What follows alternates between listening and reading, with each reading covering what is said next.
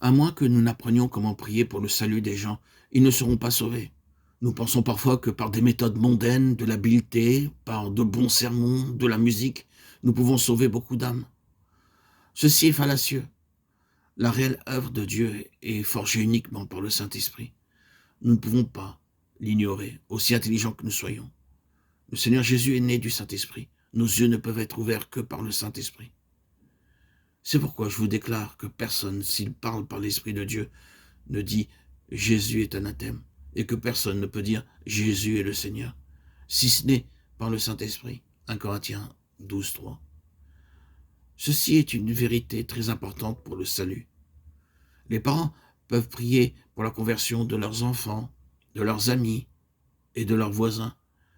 Seigneur, sauve mon frère, ma sœur, ma femme, mon mari ou mes enfants. Et par votre foi, Dieu peut envoyer le Saint-Esprit dans leur cœur. Et alors, ils grandiront et apprendront à affronter n'importe quelle épreuve ou persécution.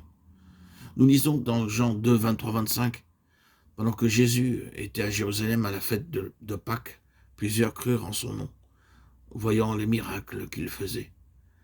Mais Jésus ne se fiait point à eux parce qu'il les connaissait tous et parce qu'il n'avait pas besoin qu'on lui rende témoignage d'aucun homme, car il savait lui-même ce qui était dans l'homme.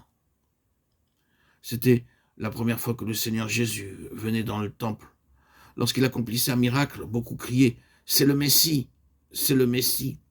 Le Seigneur répondit « Je ne me fie pas à vous. Je sais que demain vous direz « Crucifie-le, crucifie-le, crucifie-le ».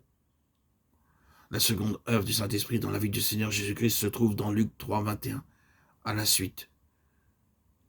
Luc 3, 21, 22 nous dit « Tout le peuple se faisant baptiser, Jésus fut aussi baptisé. Et pendant qu'il priait, le ciel s'ouvrit, et le Saint-Esprit descendit sur lui, sous une forme corporelle comme une colombe. Et une voix fit entendre du ciel ces paroles « Tu es mon fils bien-aimé, en toi j'ai mis toute mon affection. » Notre Seigneur commença son ministère terrestre par la prière. C'était sa première apparition publique. Lorsqu'il fut baptisé, il pria, les cieux s'ouvrirent, et le Saint-Esprit descendit sur lui. Puis, la voix retentit, « Celui-ci est mon fils bien-aimé. » Ceci est le test de la véritable plénitude du Saint-Esprit. Beaucoup de gens sont séduits à ce sujet et désirent un autre signe de la plénitude, mais le sceau de la voix de Dieu est le véritable sceau de la plénitude de Dieu. Avant que le Seigneur ne commence son ministère public, il fut rempli du Saint-Esprit.